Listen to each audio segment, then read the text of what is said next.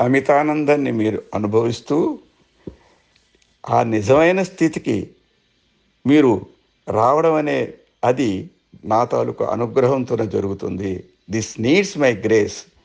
అలా మీరు ఆ స్థితికి రావడానికి కోసం నా అనుగ్రహం మీకు కావాలి.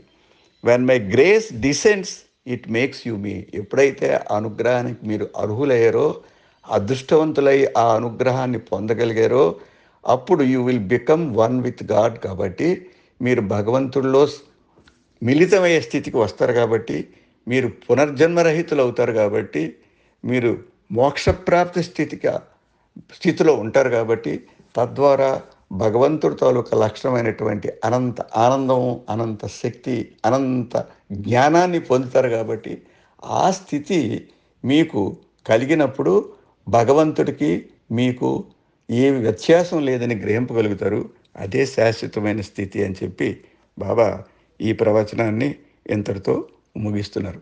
అవతార్ మెహర్ బాబాకి జై.